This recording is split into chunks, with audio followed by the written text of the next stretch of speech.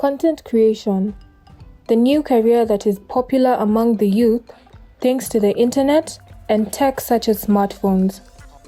In the age of digitization, many are opting to make livelihoods out of social media platforms as opposed to typical white-collar jobs. For Wairimu Muturi, she opted to leave her law career and chase her passion creating food content online.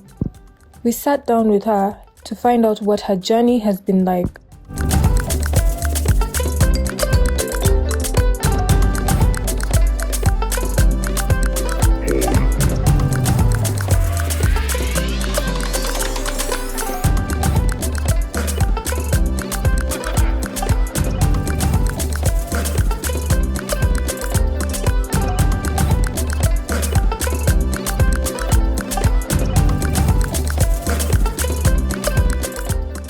Hi, my name is Nimo. I'm a Kenyan food content creator. I go by the name Cooking with Nimo or at Nimoh'S Kitchen on all social media platforms.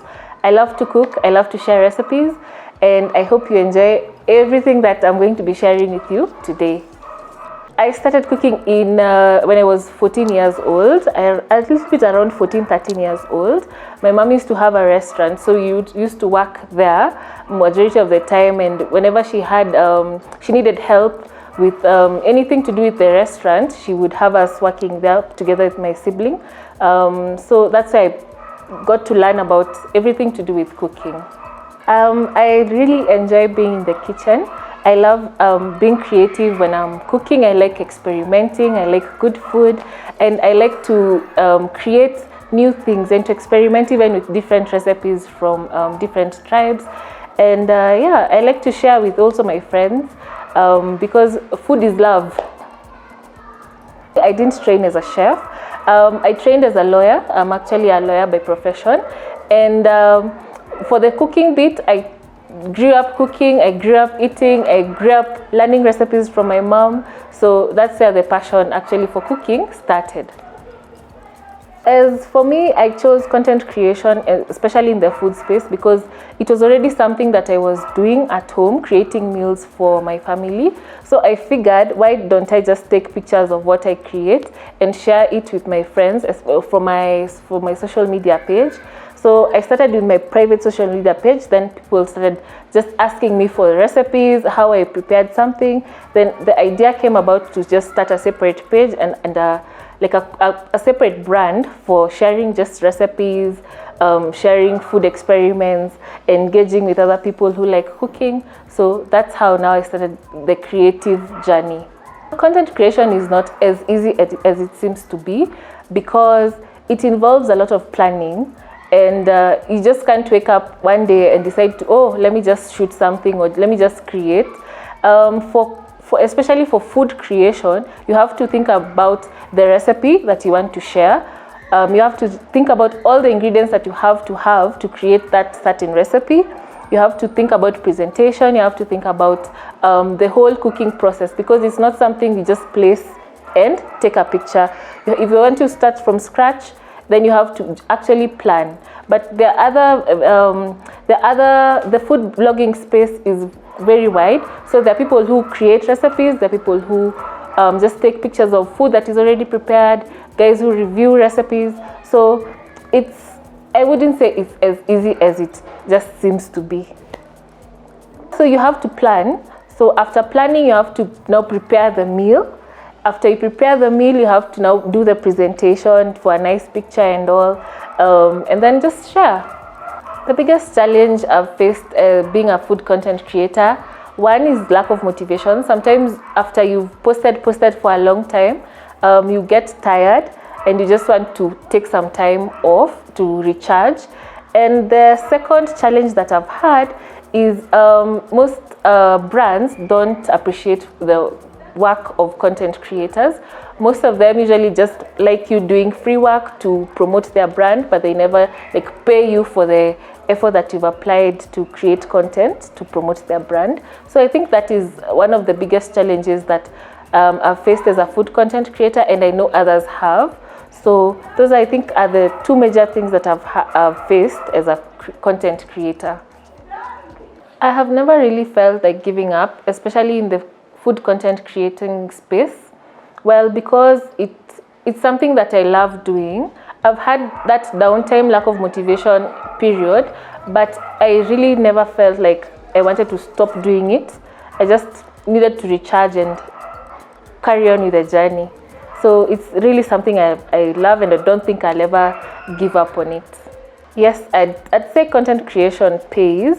It depends with the kind of content that you create, the kind of audience that you have, and the kind of networks that you have. So if you have good networks, then it means then you'll actually make money out of it. It also needs you to be very entrepreneurial and try to think out of the box. As much as you're creating content, you have to think of how can I convert my content into something that actually pays me or creates a passive income. So in Kenya, we don't have that culture of maybe earning a living from content creation full time, but you can be able to create some revenue generation ideas that can maybe help you create a passive income for you. The real money, I think, is on brand endorsements. I don't think YouTube pays as much because it has some requirements that you have to achieve before you can start earning some money from it. And I also, for YouTube, I know you have to pay, I think, tax. You pay tax twice.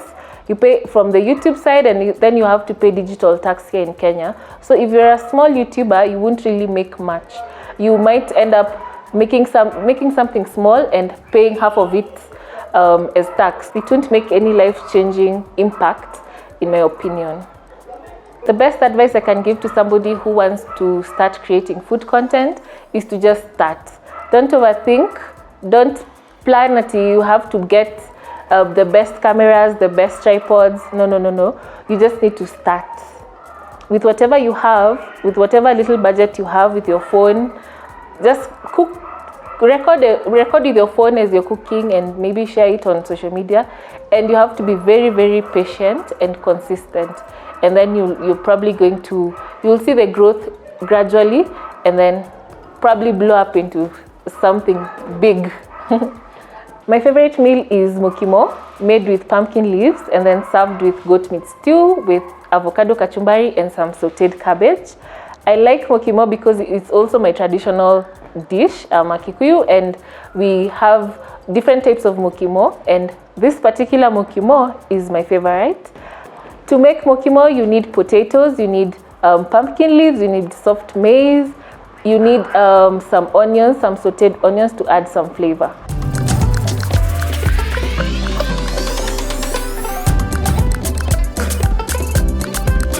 So for the mokimo, we start by boiling the potatoes together with the soft maize.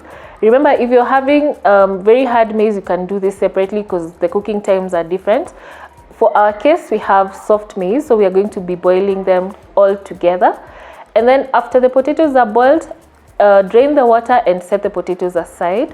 In a separate pan, you need to saute onions until they are completely golden brown. After they are golden brown, ensure that you have enough oil. You have to eyeball it so that you have enough to balance with the mokimo. And then now add in the potatoes, add in the soft maize. On the side, you have to steam the pumpkin leaves until they are soft for 10 minutes. After steaming the pumpkin leaves, you have to drain the water, ensure the pumpkin leaves are dry, and then we're going to add the pumpkin leaves into a blender and blend it into a smooth paste. Once you have a nice consistency, add in the pumpkin leaves into the pot with the potatoes and the soft maize, and then mash everything together, and you're done. For today, I'm going to be serving the pumpkin leaves with goat meat stew, sauteed cabbage, and avocado kachumbari. I hope you all enjoy it when you try it at home.